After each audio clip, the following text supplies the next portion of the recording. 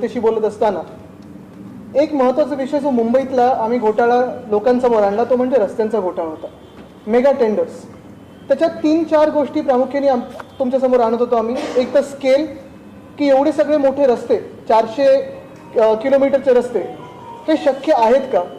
दुसरं म्हणजे स्कॅम.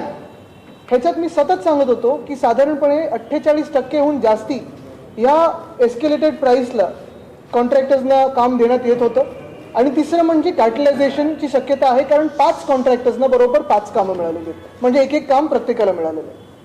आपल्याला आठवत असेल जो मोठा कार्यक्रम झाला BKCमध्ये, त्याच्या आदल्या रात्री साधारण 10:30 वाजताच्या आसपास BMCने एक पत्रक काढलं. कुठेही ते जास्ती छापलं गेलं नाही, कारण 10:30 नंतर ते पत्रक आलेलं. दुसऱ्या दिवशी मोठा कार्यक्रम होता, ॲड सगळीकडे आल्या, मोठे मोठे बातम्या आल्या. पण हे पत्रक फार महत्त्वाचं आहे. त्या स्पष्टीकरणात BMCने उत्तर दिलं की 2दा निगोसिएशनला बोलवलं, म्हणजे एकदा दोनदा मला वाटतं त्यांनी बोलवलं, हे त्यांनी एकदा की दोनदा सांगितलं नाही, पण निगोसिएशनला बोलवलं, त्याच्यात आलं नाही. सगळ्यात महत्त्वाची गोष्ट BMCने त्या पत्रकात सांगितली आहे की कॉन्ट्रॅक्टर्सना युनिलॅटरली ॲट पार कामं दिली गेली आहेत.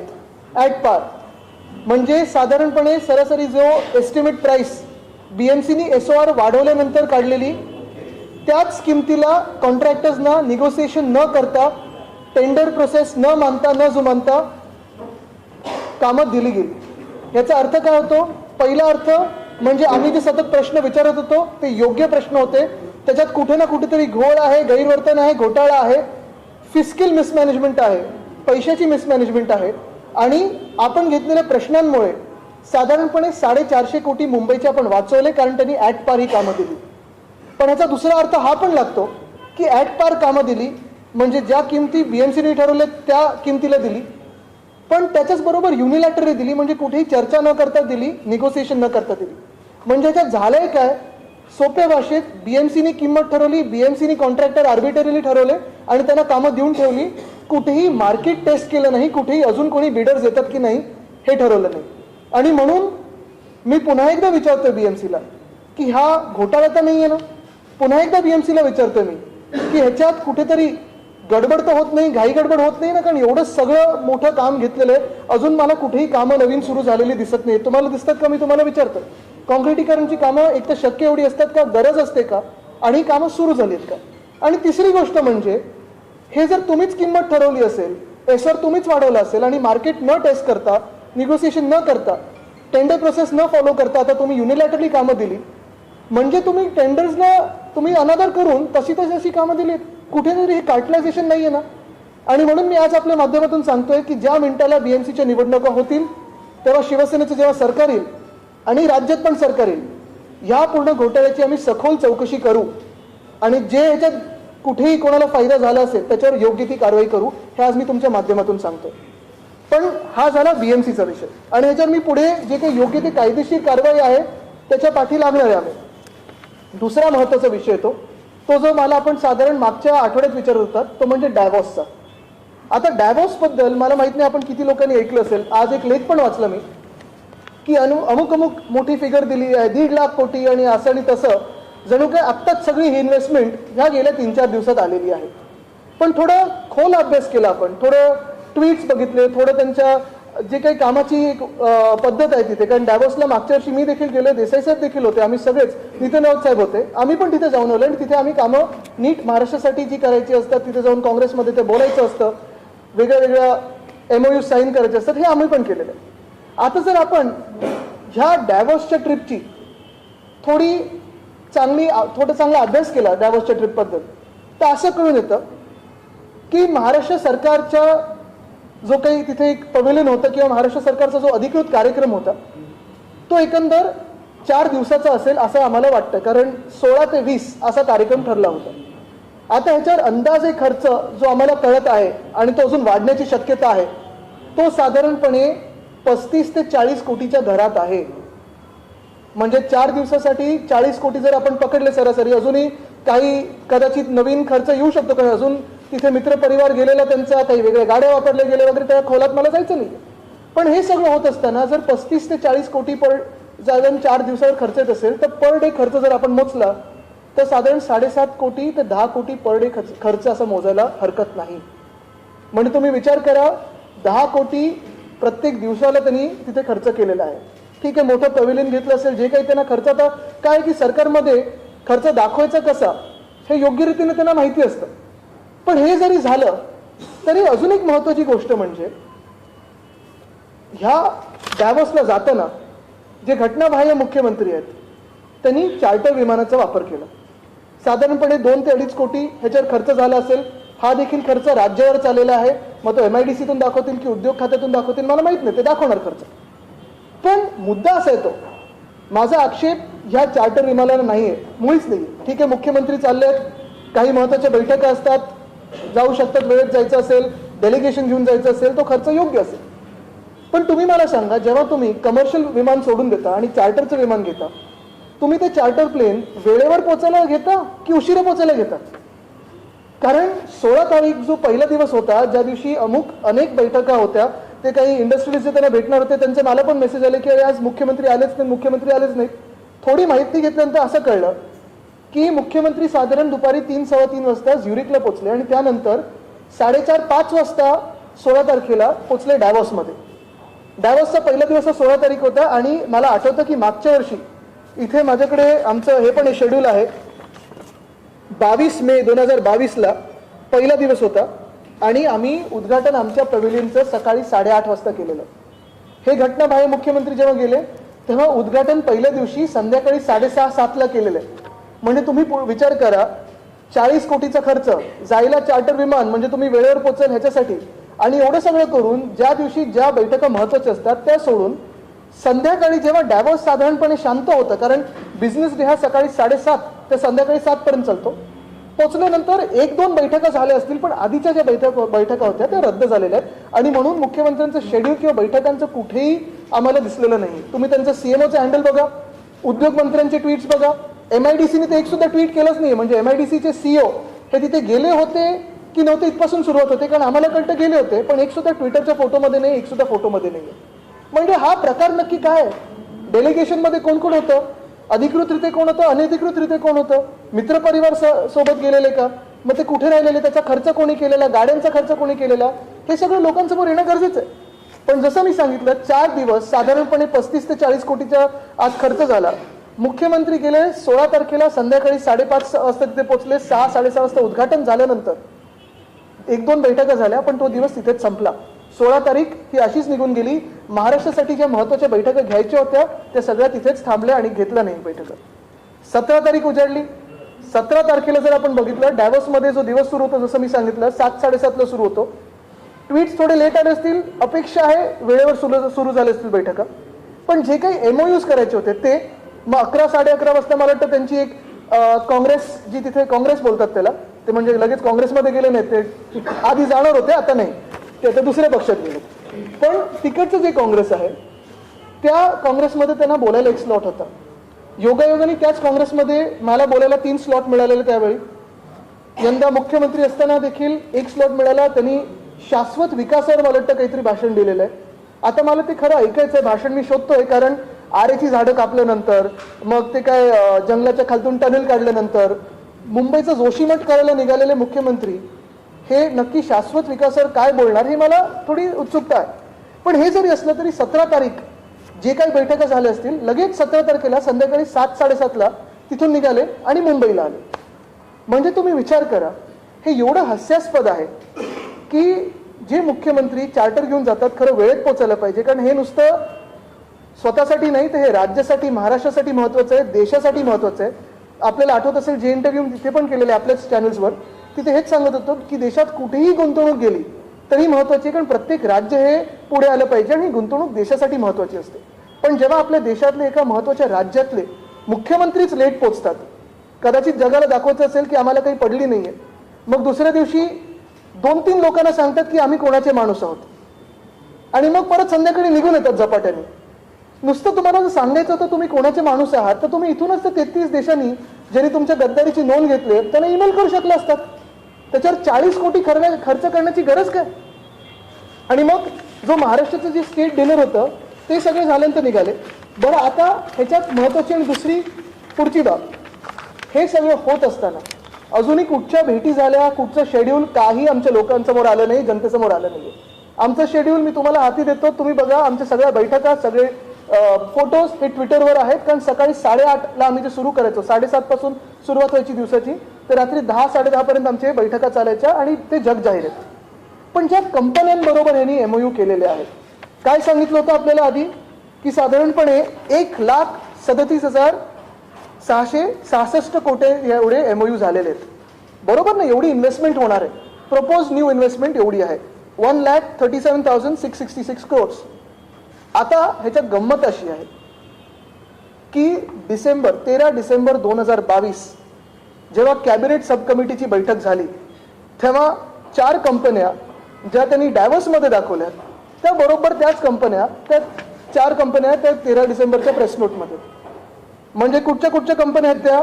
New era clean tech solution private limited ही चंद्रपूरसाठी, Nipro pharma packaging India private limited ही पुण्यासाठी, महिंद्रा इलेक्ट्रिक ऑटोमोबाईल लिमिटेड ही पुण्यासाठी आणि Varad ferro alloys private limited ही गडचिरोलीसाठी. कंपन्या चांगल्या असतील, आक्षेप नाही. पण साधारणपणे 33,170 कोटी एवढ्या मोठ्या जो काही हा आकडा आहे, हा तुम्हाला ह्या 1,37,000 कोटीमधून काढायलाच लागेल. कारण ही धूळफेक आहे, हे खोटं बोलणं, ही लोकांची फसवणूक आहे. जे झालेली कामं आहेत, जी तुम्ही इथे जाहीर केलेली कामं आहेत, परत तिथेच जाऊन तुम्ही करताय. म्हणजे असं बघायला गेलं तर मग तुम्ही 10 वर्षाची जी पेंडिंग कामं असतील तिथे जाऊन सही केली की बघा मी डॅव्हसमध्ये काय नवीन आणलं, असं होत नाही ना. हे खोटं बोलणं आहे. हे तुम्ही काढलं तर साधारणपणे जी प्रपोज न्यू इन्व्हेस्टमेंट आहे ती आहे 1,04,496 कोटीची. म्हणजे 33,170 कोटी 33,170 कोटी याच्यातून तुम्ही काढायला पाहिजे. दुसरी गोष्ट, जर तुम्ही आता त्यांच्या जॉब्सचा आकडा बघितला, प्रपोज न्यू जॉब्स 1,01,389 जॉब्स त्यांनी प्रपोज केलेले आहेत, नवीन जॉब्स जे काही निर्माण होतील एम्प्लॉयमेंट फिगर्समध्ये. आता ह्या 4 कंपन्या जर तुम्ही ह्याच्यातून काढल्या तर साधारणपणे 76,389 जॉब्स राहतात.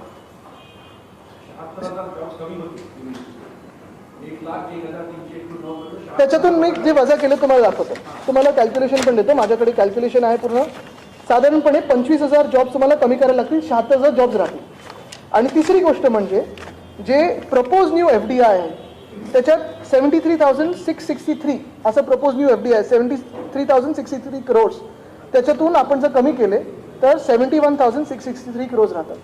म्हणजे हे तुम्ही जे साईन केलेले MOUs आहेत, जे महाराष्ट्रात साईन केले होते किंवा इथे अप्रूव्ह केलेले, एकदा घोषित केलेले, परत जाऊन तुम्ही तिथे घोषणा केली, मग पुढच्या महिन्यात तुम्ही परत इथे काहीतरी मेक इन महाराष्ट्र करा आणि परत हेच कंपन्यांना तुम्ही वर्क ऑर्डर द्याल, म्हणजे परत तुम्ही हेच दाखवणार का?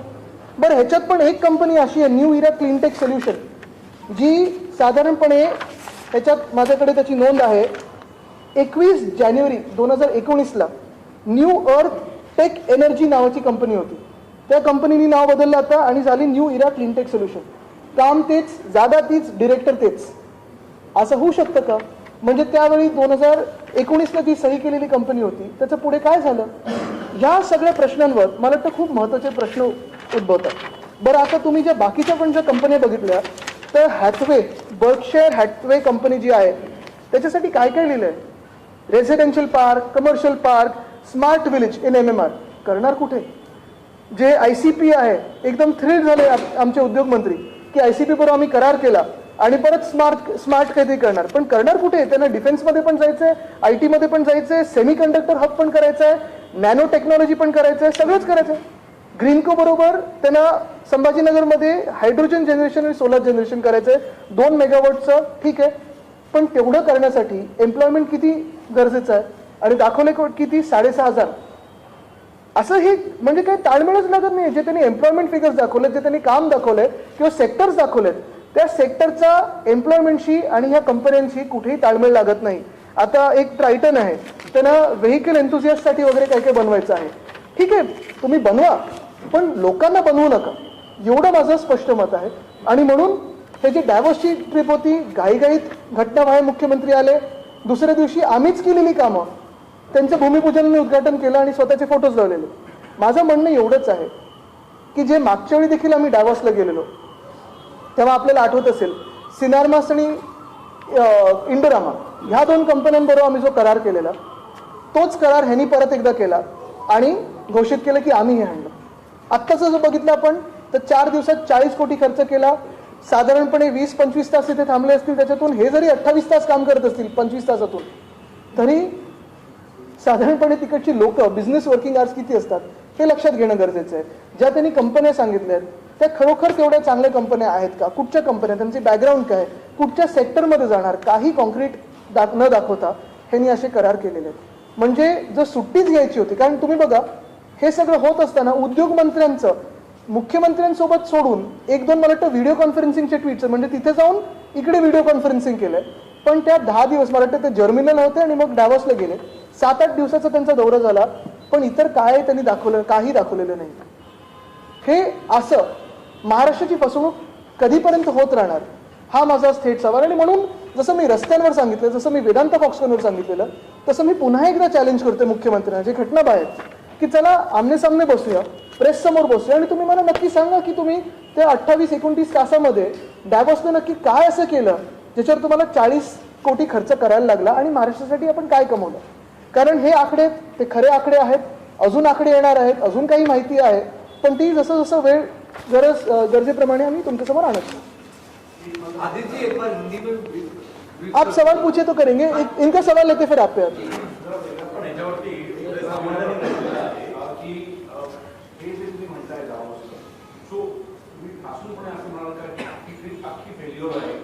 आता ह्याच्यात महत्वाची गोष्ट हीच राहणार आहे की 40 कोटी खर्च 28 तासासाठी योग्य आहे का.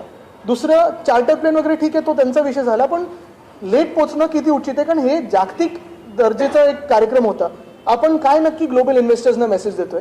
तिसरी गोष्ट म्हणजे जे त्यांनी आकडे दाखवलेले आहेत, जॉब्सचे असतील किंवा इन्व्हेस्टमेंटचे असतील किंवा FDIचे असतील, त्या आकड्यातून ज्या आधीच्या डिसेंबरच्या ज्या गोष्टी आहेत त्या कमी करायला पाहिजेत आणि मग प्रश्न विचारायला पाहिजे जे आता उरतात कंपन्या त्या नक्की कुठे आणि कुठच्या सेक्टरमध्ये एम्प्लॉयमेंट जनरेट करणार आहे हे त्यांनी दाखवावं.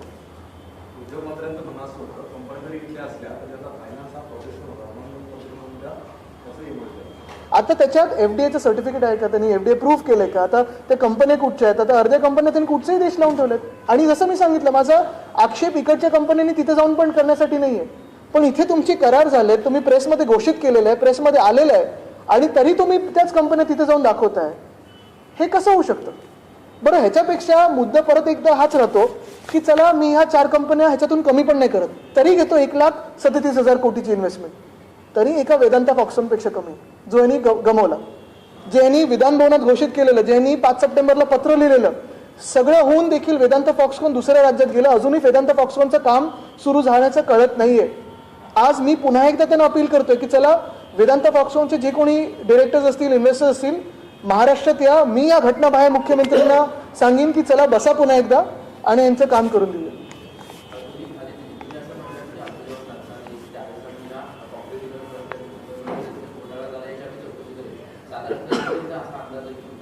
आता अंदाज तुम्ही निवडणूक कधी लागेल याच्यावर लावा. कायदेशीर आता ते योग्य ते पुढचे पावलं उचलू.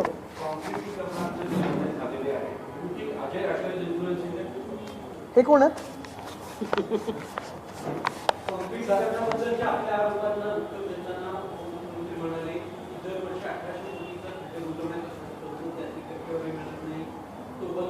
कोण म्हणाले? आता हे टक्केवारीचं कॅल्क्युलेशन त्यांना जास्ती माहिती असेल, पण मुंबईचं मला जास्ती माहिती आहे. मुंबईला काय लागतं टक्केवारी त्यांच्याकडे असेल, मुंबई मला माहिती आहे. आणि मुंबईत तुम्ही एवढी कामं, मी तुम्हाला चॅलेंज करतो कारण मुख्यमंत्र्यांचंच उत्तर आहे हाऊसमध्ये की ही जी कामं मार्च 2022 मध्ये घेतलेली आहेत ती कामं पूर्ण करायलाच पावसाळा सोडून 24 ते 36 महिने लागणार आहेत. मग ही कामं तुम्ही सुरू कधी करणार, संपवणार कधी? आता जानेवारी संपून गेलेलं आहे. आणि परत महत्वाचा मुद्दा हाच राहतो की लोकप्रतिनिधी नसताना ही कामं घेणं कितपत योग्य आहे. आदित्य जी हिंदी में एक बार ब्रीफ कर दीजिए. दाऊद दौरे को लेकर सवाल उठा है यहाँ पर, किस वजह से, क्या कोई कमी रह गई, या जिस तरह से सत्ता पक्ष दावे कर रहा है उसमें किसी प्रकार की गड़बड़ी है? जो आंकड़े दिए जा रहे हैं, जो जॉब की बात कही जा रही है, जिस तरह की इन्वेस्टमेंट की बात बताई जा रही है, उसमें क्या करें? क्योंकि मुख्यमंत्री जी प्रधानमंत्री नरेंद्र मोदी का नाम लेकर कह रहे हैं कि उनके नाम के दम पर हजारों करोड़ रुपए का इन्वेस्टमेंट महाराष्ट्र को मिला है. आपने एक जो सवाल पूछा है कि डावोस के दावों पे। अभी यही बात सामने आ रही है कि लगभग 4 दिन का ये पूरा प्रोग्राम था। जो डावोस होता है वो वर्ल्ड इकोनॉमिक फोरम का जो प्रोग्राम होता है वो काफ़ी महत्वपूर्ण रहता है हर एक राज्य के लिए, क्योंकि जो इन्वेस्टमेंट हमारे देश में आती है कहीं पे भी जाए देश के लिए काफ़ी महत्वपूर्ण रहती है। वहाँ खुद पीएम साहब जो गवर्नमेंट ऑफ इंडिया है वो सारे लोग रहते हैं, हम भी पिछले समय गए थे। लगभग अगर आप देखें तो महाराष्ट्र, आंध्र प्रदेश, तमिलनाडु, कर्नाटका, फिर यूपी वगैरह सारे राज्य वहाँ रहते हैं। लेकिन इस बार जो हमने देखा वो कुछ अलग था। 4 दिनों के प्रोग्राम में लगभग 40 करोड़ खर्चे गए। अभी ये 40 करोड़ किस पे खर्चे गए, कैसे क्यों खर्चे गए, कहाँ इस्तेमाल हुआ ये पैसों का, 35 से लेकर 40 करोड़, ये अभी तक कहीं पे क्लियर नहीं हो रहा है। अगर दूसरी बात अगर आप देखें तो जो सीएम साहब है, जो इलीगल सीएम है, जो अनकॉन्स्टिट्यूशनल सीएम है, जो अभी कई दिनों में डिस्क्वालीफाई होने वाले हैं, वो गए चार्टर प्लेन लेके। मेरा आरोप चार्टर प्लेन पे नहीं है, कोई तकलीफ नहीं मुझे कि आप चार्टर प्लेन लेके जाए, बोट लेके जाए, तैरते जाए, कैसे भी जाए, लेकिन वहां जाने पर कोई आदमी अगर कोई खास विमान से जाता है, स्पेशल प्लेन से जाता है, तो वहां समय पे पहुंचना जरूरी होता है कि लेट पहुंचने के लिए आप चार्टर प्लेन का इस्तेमाल करते हो। या तो कमर्शियल प्लेन लीजिए, क्योंकि ये सारा जो खर्चा है चार्टर प्लेन का लगभग 2.5 करोड़ का जो खर्चा है, कमर्शियल प्लेन से आपको 30-35 लाख में आप पहुंच जाते थे। ये कोई ऐसी जगह नहीं है कि कोई दूसरा पहुंच नहीं सकता है, कि पूरी दुनिया वहां आती है कमर्शियल प्लेन से, तो आपको तकलीफ थी, चलो नो प्रॉब्लम, आप गए चार्टर प्लेन से। लेकिन उसके बाद 16 तारीख को शाम को पहुंचे मुख्यमंत्री साहब, शाम को कोई 1-2 मीटिंग्स करें और उसके बाद अगर आप देखें तो 17 तारीख को शाम को निकल आए। निकलने के बाद मुंबई पहुंचे और दूसरे दिन जो हमने किए हुए काम थे उस पर उन्होंने दावे लगाए और खुद के फोटोज लगाए। आपत्ति इस बात की नहीं है कि हमने किए हुए कामों पे उनके खुद के फोटोज लगे, आपत्ति इस बात की नहीं है कि वो एक दिन के लिए रुके, आपत्ति इसी बात की है कि अगर महाराष्ट्र के 40 करोड़ वहां खर्चे जा रहे हैं तो फिर मुख्यमंत्री को कोई सीरियसनेस नहीं है कि वहां 4 दिन रह के जो काम होता है महाराष्ट्र का, जो आवाज होती है महाराष्ट्र की, जो अपने इन्वेस्टमेंट्स होते हैं, उस पर कोई सीरियस चर्चा, कुछ विचार विमर्श किया जाए। और यही बात रहती है कि ऐसे नॉन सीरियस कार्यक्रमों पे कितना खर्चा हम करें। वहाँ पे क्या विला वगैरह भी बुक किया था, इस तरह की भी? नहीं, देखिए इस पे मैं नहीं जाऊंगा, क्योंकि वहाँ जो रहने की बात होती है वो काफ़ी जटिल होती है, क्योंकि हर कोई हेड ऑफ स्टेट आते रहता है और रहता है, तो रूम्स मिलना काफ़ी जटिल होता है। तो मेरा आरोप अगर आप देखें तो पर्सनल आरोप नहीं है, मेरा आरोप कोई नीचे आरोप नहीं है, मेरे आरोप नहीं है, मेरे सवाल है कि 40 करोड़ 4 दिन, और फिर जो आपने काम किया है उसमें 2-4 तो बोगस कंपनी लग रही है, कंपनी भी सही हो, तो फिर जो 4 कंपनियां जिन्होंने 13 दिसंबर 2022 को आपके साथ एमओयू किया था, अभी वापस उनको रिपीट क्यों किया? यानी आप आंकड़े जो बता रहे हो वो झूठ बता रहे हो।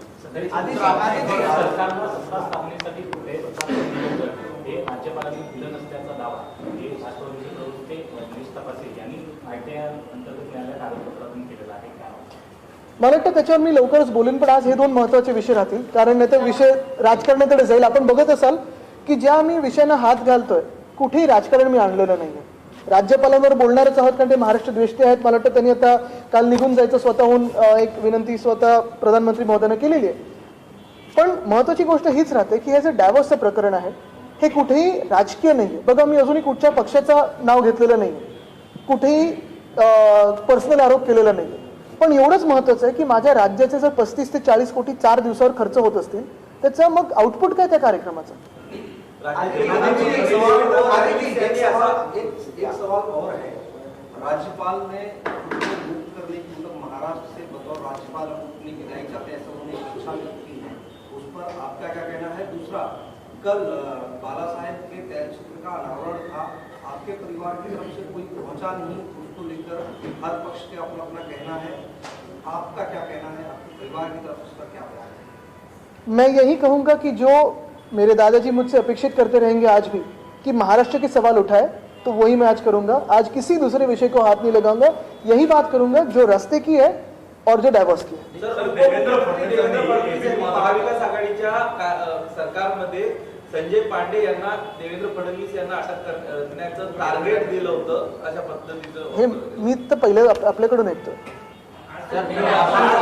पण तरी महत्वाचा विषय हाच आहे कि रास्ता डायव्होर्स कडे जातो आणि त्याच्यावरच बोलणार आहे। मुंबई के रास्तों की बात की कोणी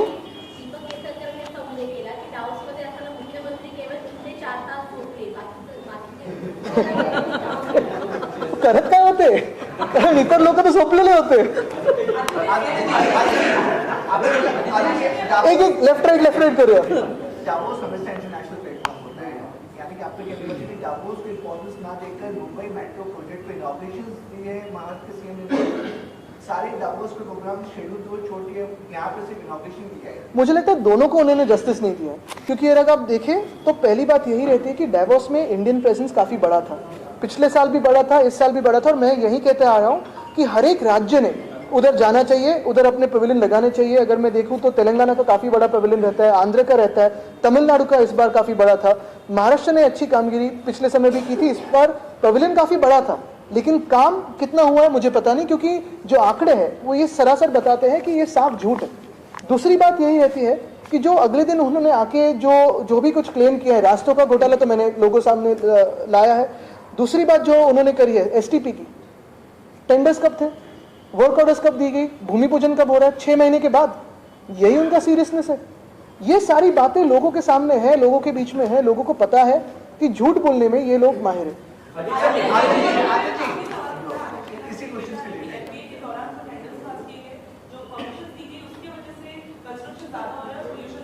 त्यांच्यासाठी आम्ही नवीन नेहरू झालो होतो, जे काय झालं ते आमच्यावरच टाकतात. त्यांनी थोडा अभ्यास करणं गरजेचं आहे. मी त्यांच्यावर आता बोलणार नाही, त्याला सोडून देतो.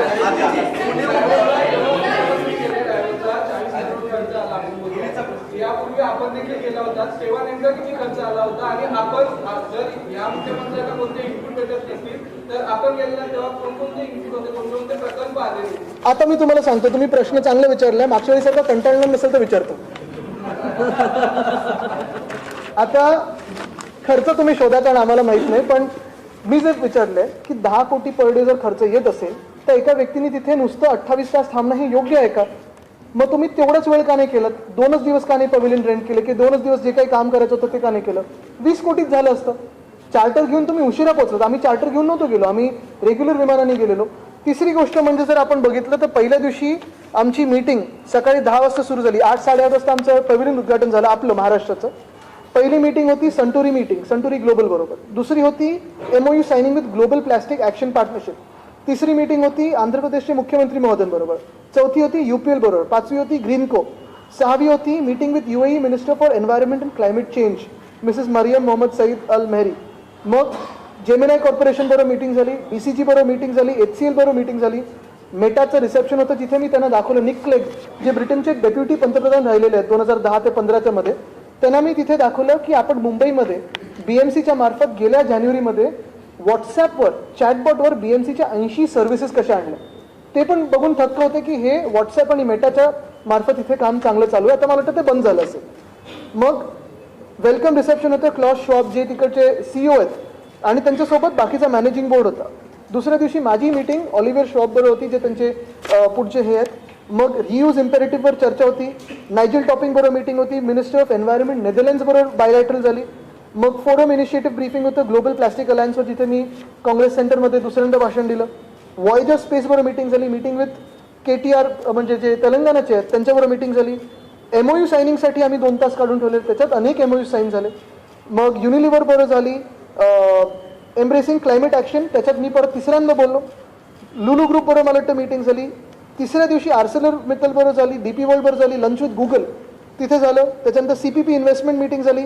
मग मॅक्स ग्रुप बरोबर जे शिपिंगमध्ये मोठे आहेत त्यांच्याबरोबर झाली. अमराजा बरोबर झाली, बैजूस बरोबर झाली, महाराष्ट्र प्रेस ब्रीफिंग होतं. आणि मग परत रोष बरोबर झाली आणि अजून 1-2 त्याच्यानंतर बैठका झाल्या. हेच महत्त्वाचं की हे जसं मी शेड्यूल दाखवू शकतो 3 दिवसाचं आमचं, तसं हे दाखवू शकतात. आणि किती मीटिंग झाल्या. सॉरी एक मिनटं, मला आठवतं अक्षरशः हे आठवतं मला की देसाई साहेब असतील, नितीन राऊत साहेब असतील, मी असेल किंवा आमची टीम पूर्ण सकाळी 6 वाजल्यापासून आम्ही तयारीला लागायचो. 8 वाजता पहिली मीटिंग झाल्यानंतर रात्री मीटिंग झाल्यानंतर पुन्हा एकदा सगळी टीम बसायची आणि आज काय काय झालं, दुसऱ्या दिवशी कोणाबरोबर कोणी काय बोलायचं, कोण कुठे बसायला पाहिजे, देसाई साहेबांच्या मीटिंग्स कुठच्या आहेत, माझ्या कुठच्या आहेत, नितीन राऊत साहेबांचे कुठच्या आहेत, ह्या सगळ्याची चर्चा व्हायची आणि मगच दिवस आमचा संपायचा. घाई गडबडीत हे झालं नाही, कारण डॅबॉस हे केवढं मोठं प्लॅटफॉर्म आहे मला माहिती आहे. तिथे गेल्यानंतर दिसतं, कारण काय झालंय अनेक वेगळ्या गोष्टी तिथे, म्हणजे उद्योग मंत्र्यांना वेगळीच गाडी पाहिजे वगैरे, ह्या गोष्टीत आम्ही गेलोच नाही. तिथे जर तुम्ही त्या रस्त्यावर चाललात डॅबॉसच्या, तर मोठ्या उद्योजकांना किंवा मोठ्या राज्यकर्त्यांना तुम्ही चालता भेटू शकता. हे असं झालं का? म्हणजे तुम्ही 2 दिवस तरी 48 तास तरी नीट ह्या डायव्होर्सला द्यायला पाहिजे होते. अनेक वेगळ्या वेगळ्या राज्यांचे मुख्यमंत्री भेटतात, केंद्रीय मंत्री भेटतात, त्यांच्याबरोबर वेगळ्या एका वातावरणात चर्चा होते. इथे वातावरण राजकीय असतं, तिथे एक वेगळ्या वातावरणात चर्चा होते. जसं मागच्या वेळी मला आठवतं पियुष गोयलजी होते, त्यांच्याबरोबर आमची चर्चा झाली की महाराष्ट्र किती इन्व्हेस्टमेंट आणतोय. आम्ही तेलंगणाच्या पॅव्हिलियनमध्ये गेलो की कुठचं काय तिथे इन्व्हेस्टमेंट येते, इथे काय आली पाहिजे, ह्या सगळ्या गोष्टी आम्ही चर्चा करू शकलो. सोबत 20,000 कोटींचा करार झाला, मात्र इंटरनेटवर त्यांचं भांडवल आहे ते 3,000 कोटींचं आहे. शक्य आहे की 3,000 कोटींचं भांडवल असलेली कंपनी 3,000 की 3 कोटी आहे? 3 कोटी 3,000 कोटी सुधी चेक करा, शक्य आहे. गुगल करा आणि चेक करा. पण एकच आहे माझा प्रश्न, परत त्यांच्यावर माझा आरोप नाही, त्यांच्यावर मी कुठचंही हे नाही करत आहे, हेतुवाक्य नाही, पण एकच माझं महत्त्वाचं गोष्ट आहे की ज्या कंपनीनी 2019 21 जानेवारी 2019 वेगळ्या नावाखालती 14,500 कोटीचं जर MOU केलं असेल, तीच कंपनी त्याच जागी तेच टेक्नॉलॉजी घेऊन परत 20,000 कोटीची का करते? जब आपकी टीम गई थी, आपकी सरकार की दाव गई थी, क्या खर्च हुआ था? नाही तो काढा ना, आता मी उद्या परत काढतो. क्या क्या अचीवमेंट था, कौन सी कंपनियों से, कितनी कंपनियों से MOU साइन हुआ था और कितना खर्च हुआ था? कोई खर्च अगर आप देखें तो मैं भी कल उसको जाहिर करूंगा, मुझे भी RTI डालना पड़ेगा, लेकिन यही है कि इतना तो शायद ही नहीं हुआ क्योंकि इतना हमने कुछ लैविश किया नहीं. यही बात रहती है कि खर्चा जो भी हो, और मैं पहली बात से यही बात कर रहा हूँ, पहले शब्द से, कि खर्चा उस पर कोई आपत्ति नहीं है. मेरी आपत्ति इसी बात पे है कि इतना खर्चा हो के, क्योंकि इस बार बड़ा शानदार पवेलियन था, अच्छी बात है, वहाँ रशियन कुछ कल पिछले समय हाउस था, इसलिए बार महाराष्ट्र इस बार हाउस था, कोई आपत्ति नहीं. लेकिन जाने के बाद उस पवेलियन का इस्तेमाल क्यों किया, कैसे किया, कब तक किया, कितने घंटों के लिए किया, उससे आउटपुट क्या है? जैसे मैंने अभी मेरा आउटपुट बताया हमारी मीटिंग्स का, वो आउटपुट बता सकते हैं क्या? जो उनका आउटपुट है उनकी तो पूरी एनालिसिस हमने अभी करी है. 4 कंपनियां तो इधर की जो इधर साइन हुई थी वो रिपीट उधर की आहे उन्होंने. तसं मी सांगितलं की खर्च किती असला, पहिल्या दिवसापासून मी हे बोलतोय की खर्चापेक्षा महत्त्वाचं आहे, कारण मोठं पॅव्हिलियन वगैरे असेल, पण खर्च दाखवणार कसं? एक कारण तुम्ही तिथे 28 तासच होतात, हे काल उद्योगमंत्री स्वतः बोललेत, मुख्यमंत्री 28 तास होते. मग 28 तासात किती बैठका झाल्या, त्या 40 कोटीचा वापर कसा झाला, ह्याच्यावर माझा आक्षेप आहे. आज देखील मुख्यमंत्री दिल्लीला गेले आहेत आणि म्हटलं जातं की जे प्रलंबित विषय महाराष्ट्र ते स्वतःसाठी गेलेत, ते प्रलंबित विषय वगैरे नाही, कॅबिनेटचा विस्तार होणार नाही, ते स्वतःसाठीच जातात. पुणे उपचुनाव लड़ेगी क्या सर शिवसेना? पुणे उपचुनाव आज तो यही विषय, पुणे डायवर्स में कहाँ होता है? पुणे डायवर्स मैं तो हर हफ्ते आता हूँ, आप पहली बार देखिए. आज एनसीपी का बयान आ गया. पर्यावरण मंत्री थे, लेकिन पर्यावरण में जिस प्रकार जो प्रदूषण दिखाई दे रहा है उसको MPA जिम्मेदार है, ऐसा आरोप किया है उन्होंने. किसी वजह से उनके आरोपों को मैं ज्यादा भाव नहीं देता, क्योंकि उनको शायद पता नहीं उनका जो उनकी स्टडी काफी वीक है. थोड़ी स्टडी करके और बात करें, अगर हमारी MCAP देखें, अगर हमारी पॉलिसीज देखें तो उनको पता चलेगा. लेकिन एक बात अच्छी है कि वो काफी सारे विषयों में मुझसे सुर मिला रहे. रेसकोर्स के बारे में उनका भी आरोप था कि बिल्डरों के हाथों में जा रहा है, जो मैंने कहा ये भी विषय अगर आप देखें तो पिछले 2 महीनों से मैं ट्वीट कर रहा हूं मुंबई के AQI के बारे में, और महाराष्ट्र को पर्यावरण मंत्री नहीं है ये भी मैं ट्वीट कर रहा हूं. पहली बार उन्होंने मुझसे सुर मिलाया, अच्छा है सुर में सुर मिले तो.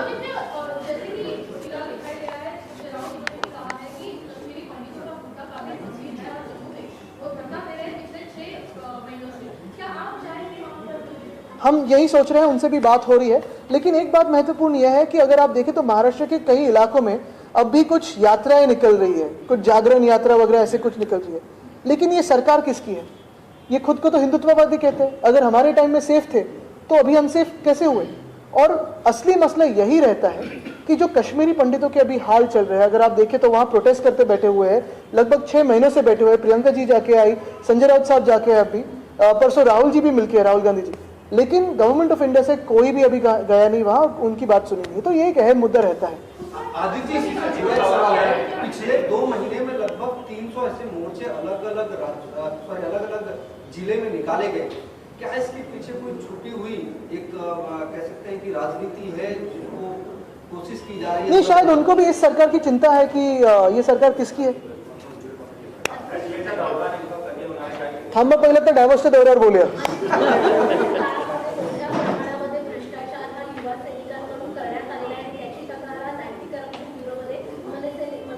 मला वाटतं ज्या व्यक्तींनी एका महिला पोलीस अधिकाऱ्याला ढकलून पळाले त्यांनी काही बोलण्याची गरज नाही, त्यांच्यावर मी बोलू पण इच्छित नाही. महत्त्वाची गोष्ट हीच आहे की आज दोन विषय जे मी आज परत प्रामुख्याने आपल्या समोर मांडू इच्छितो. एक म्हणजे जो रस्त्याचा घोटाळा झालाय, आम्ही बोलल्यानंतर 450 कोटी वाचले, पण तो घोटाळा तसाच आहे कारण जे काही एस्केलेटेड प्राइस आहे आणि जे आर्बिटरीली आता कॉन्ट्रॅक्ट दिलेत युनिलॅटरली, त्याच्यावर आम्ही सरकार बनताच चौकशी करू आणि जी काही कारवाई ती करू. तसंच जी काही कायदेशीर आता कारवाई करणं गरजेचं आहे त्याच्यावर आम्ही पुढचा विचार करू. दुसरं म्हणजे डायव्हर्समध्ये जे मी सांगितलं 40 कोटीचा खर्च झाला, साधारणपणे 35 ते 40 कोटी, 7.5 कोटी ते 10 कोटी पर डे खर्च होऊनही मुख्यमंत्री स्वतः 28 तास तिथे राहतात आणि 4 कंपन्या ज्यांनी 13 डिसेंबरला तिथे साधारणपणे घोषित केलेलं ते पुन्हा एकदा तिथे दाखवतात. ते खर्चाला एवढं योग्य आहे का तिथे जाऊन नॉन सिरियस काम करणं. धन्यवाद. केवल आखिरी सवाल, जो रास्ते के काम दिए गए थे 400 किलोमीटर के, मुख्य तौर पर पहले जो टेंडर फ्लोट किया था 5,000 करोड़ का, उसमें कंपनी नहीं आई. बताया गया कि टीसीएस जैसी कंपनी को कि वाकई में कॉस्ट एस्केलेशन हुआ है क्या, इसका काम दिया गया था कि वो रिपोर्ट सबमिट करें, क्योंकि रिपोर्ट नहीं आई उसके पहले ही जूनियर इंजीनियर से करवा लिया गया. क्या ये बात सही है? आपके पास इस तरह की कोई जानकारी? ये जानकारी आपसे मिल रही है मुझे अभी.